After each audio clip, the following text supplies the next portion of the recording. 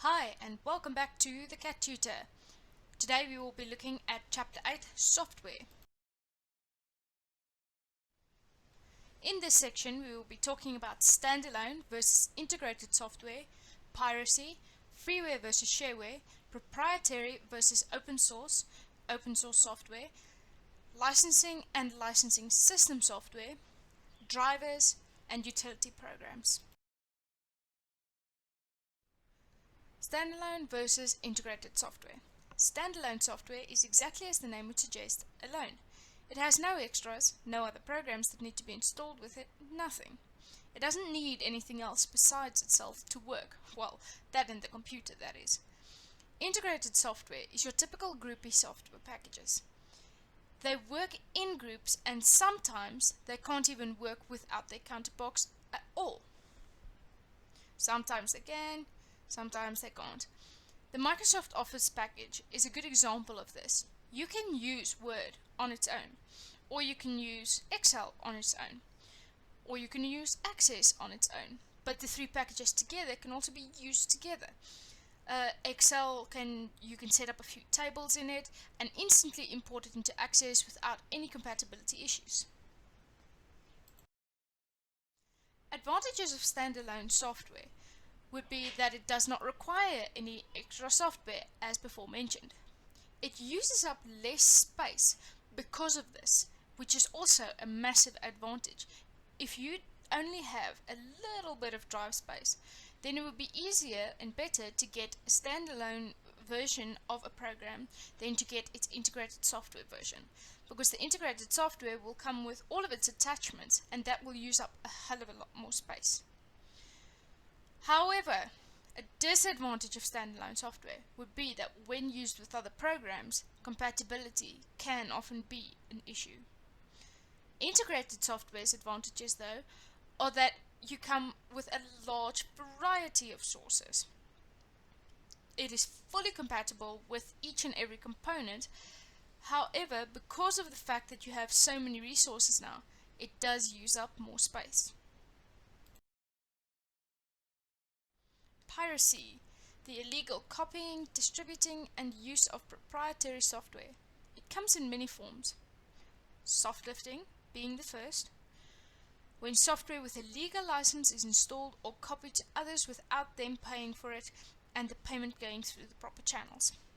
In other words, you buy the rights, well, not the rights, but you buy the license to the program that allows you to use it, but then you distribute this program without others paying for it as well. And that payment had to go through the proper channels so that the proper authorities would be paid. For example, the company that owns it, for one. Client-server overuse. When software is used by more users than the agreement allowed for. This is, let's say you have a Microsoft package installed on a server. All of the clients connected to the server is allowed to use this Microsoft package.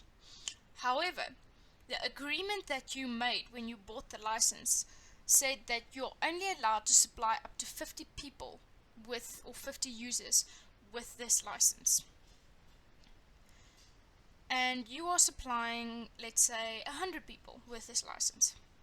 This would be client-server overuse. You lied to them. You were supposed to pay more in order for more people to be able to access it, but you lied. You said there's only 50 and now over 100 people are accessing it. This is client-server overuse. Hard disk loading.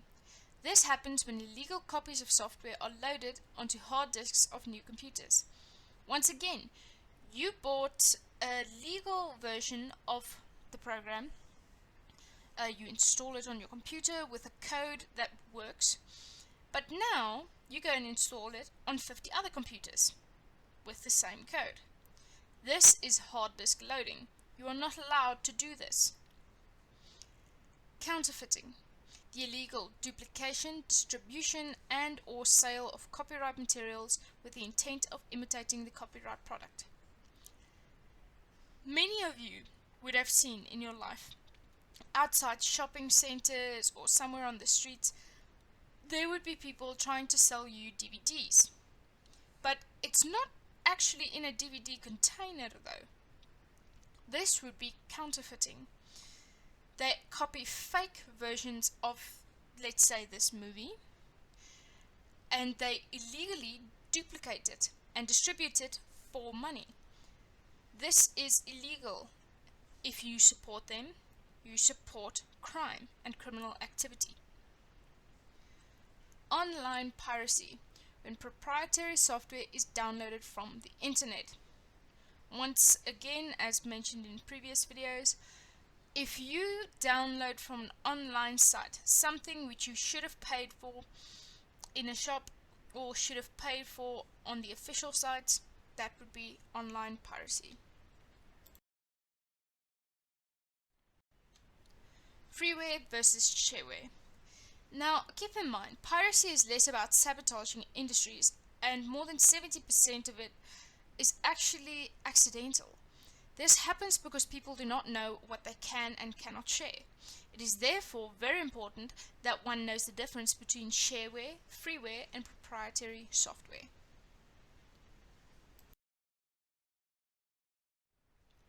Freeware versus shareware. It is free. Freeware is free. The distribution of it is free.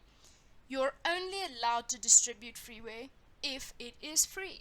You're not allowed to charge anyone for freeware, hence the name free. Source code, you do not have access to it. If you don't know what source code means, source code is essentially the programming behind the program. It is all of the coding that makes up the program, makes it do what it is doing. When it comes to freeware, you do not have access to this source code. Shareware. The trial version of the program, or the beta version of the program, or the game light version of the program, that is free. Sometimes there's time restriction on it. For example, when you play Shockwave games, they have, if memory serves, an hour. They have an hour's trial restriction on it. You can play it free for an hour. After that, you have to pay for the full version. You're allowed to distribute the trial version of the program if you unlock your program and share the unlocked version of it. Well, first of all, it's not really going to work out well for you because it will automatically just lock on a new computer again. But if you share the unlocked version and somehow it stays unlocked, then that would fall under piracy. The source code, once again, is restricted. You are not allowed any access to it. Both freeware and shareware are forms of proprietary software. Proprietary software versus open source. Proprietary, otherwise known as closed source software, is known for the fact that you do not have access to its source code. It can be free and or it can cost you. Open source software, on the other hand, is almost always free, and you do have access to the source code. You can edit it, you can change it to your liking. However, that can be a little bit risky. Now, as you will discover, there is a very large debate as to which one is better. Proprietary, you usually have to pay for. Occasionally it can be free, but the source code is always locked. You only have updated versions of the program, which isn't too bad. And owners of the program can be held responsible for any bugs, any problems, that type of stuff. Added if it was a coding fault. Open source, on the other hand, is almost always free. You can access the source code. However, there are a lot of versions of a program, and I mean a lot. Keep in mind, because of the fact that the code is open for anybody to edit, a lot of people would have edited to their own liking and distributed it from there. So there are a lot of versions of the same program. Because of this, no one can really be held responsible for any bugs. Open source. What is meant by open source is that you have access to the coding, as before mentioned, that makes up the program. You can edit it, add to it, take away from it. You can reshape it to your own liking, at your own risk. Although it might seem to be a great idea, it really isn't. It requires quite a bit of skill and training to properly edit programming. No one can be held responsible or blamed for faulty programming for this exact reason. You mess it up, you live with it. Open source has quite a few advantages as well as disadvantages. Advantages may include that it is free, the public can work together to fix bugs, collaborators can improve the performance or even add features. In other words, they can make it better. It is high quality software that is well designed because, once again, an entire group of people can now suddenly work on this in their own time, make it as better and as amazing as they want it to be. Disadvantages, however, is that open source is not always user friendly. This is an unfortunate fact because of the fact that you can edit the coding and change it up. No two versions of the program is going to be quite the same, and you'll most of the time have to relearn how to use it. It is difficult to find proper technical support. Keep in mind, if you have a bug and you go ask online, then you'll first have to explain what version the program is, what editing has been done to it. You'll have to send copies of it likely. It is quite difficult to find that technical support online. It's quite difficult to find drivers for some devices. The risk of viruses and other cyber attacks. Keep in mind, you mess around with the coding, you may or may not actually make it easier to hack. However, fun fact, the Linux operating system, have you ever known it to have viruses versus the Microsoft operating system? I'll leave you to it to go search that up.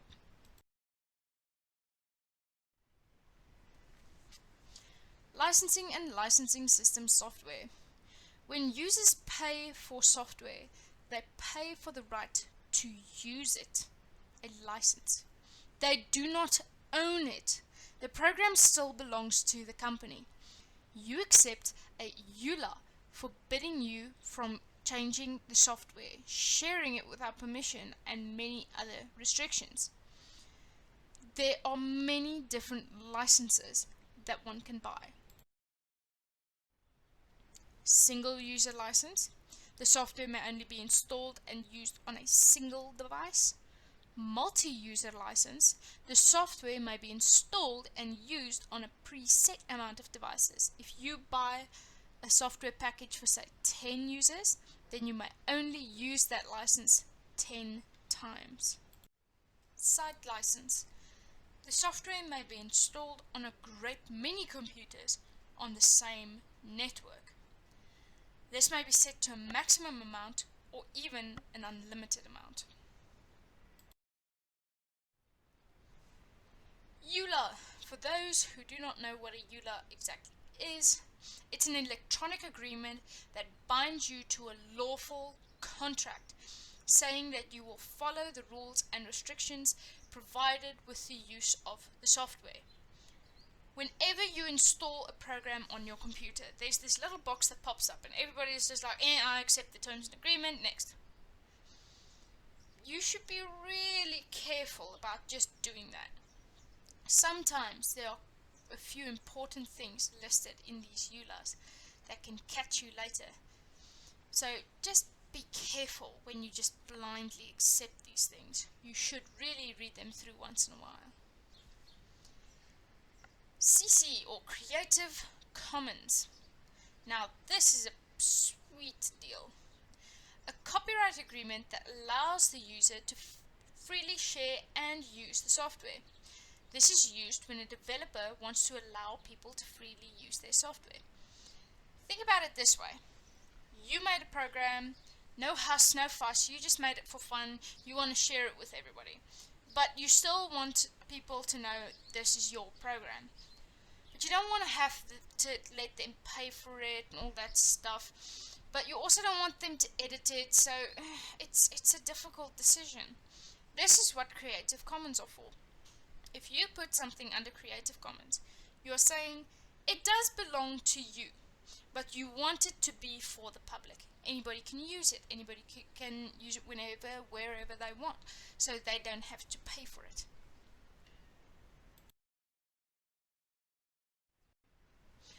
Drivers.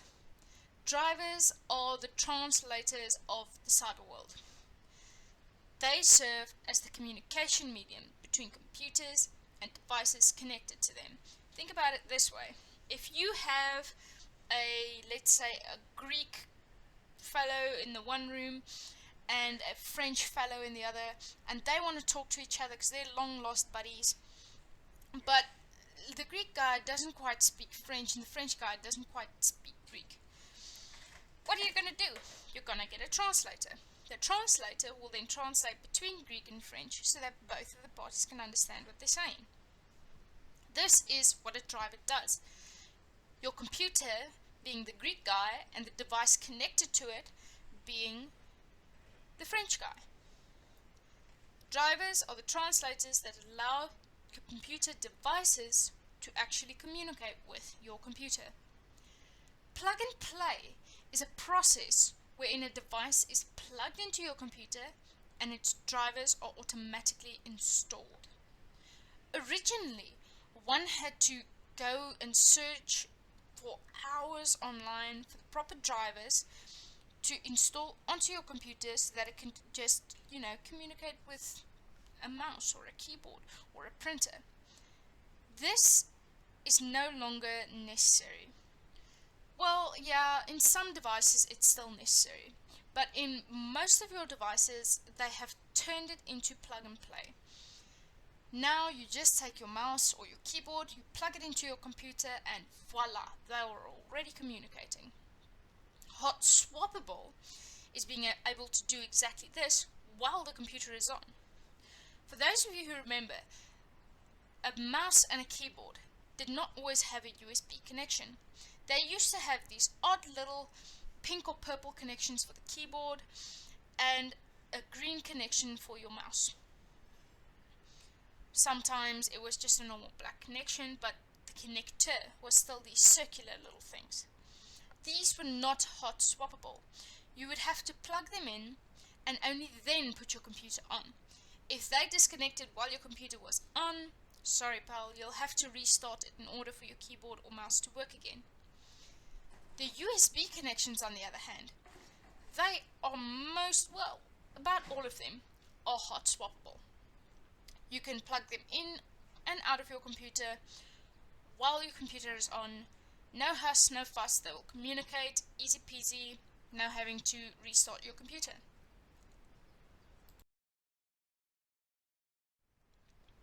Utility programs. Utilities are programs specifically used to maintain and manage computer performance. Examples of these utilities would be your backup software. You would often use this to make copies of your data to another drive or the cloud. You can set this backup software up to make regular backups to a separate folder on your same hard drive. This is a bad idea. The entire reason you want a backup is so that if, or forbid, if anything happens to your hard drive, so that there won't be any problems, you have a backup. But now you're backing stuff up of your hard drive to your hard drive. If your hard drive gets messed up, how are you going to get your backup? This is why backups should always be made to a completely different drive, preferably an external, or to the cloud or the internet, or internet storage. Compression software. This is used to compress files to free up storage space. Let's say you have a 17 gig file of baby pictures that your grandmother took of your mom and your mom took of you and everything, and a bunch of childhood photos with you in embarrassing costumes. And you know that if you delete this, you are going to be disowned by your family. But it is taking up space, and you really need that space for your latest music and stuff that you are interested in now. What to do? You can't delete it, you can't move it to a different file because you simply don't have one. This is where compression software comes in. They take this lovely little batch of files and folders and they squish it down to a very, very small size. This is all for the purpose to free up storage space. But now keep in mind, you just took, as I said in previous videos, if you see your storage space as a warehouse and there's a bunch of paperwork in it, that's your data. Now the RAM can walk in and out of this to go and fetch data, deliver data back to it, the whole nine yards. If you take this warehouse, this one room in this warehouse, and you go and squish it down to the size of a peanut jar, all of the papers are going to fit there, but you can't really you can't fit in there. It's not really going to work out so well. Any compressed file cannot be accessed.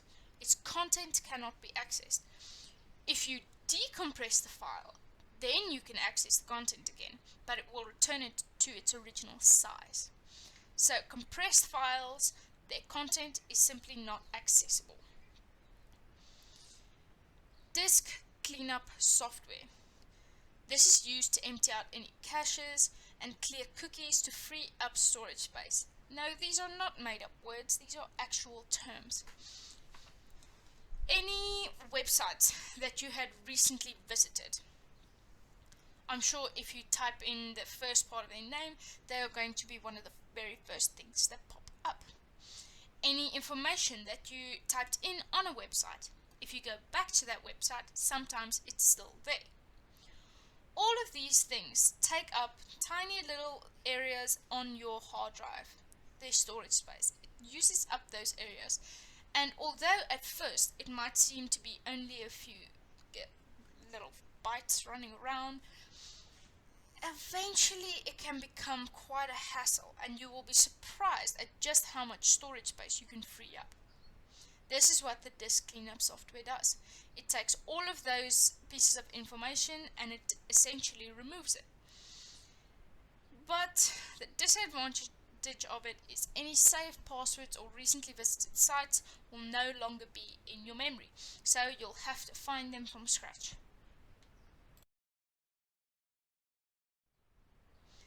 And that brings us to the end of today's video. Thank you for watching. I really hope that this helps. Don't forget to subscribe and enjoy your week.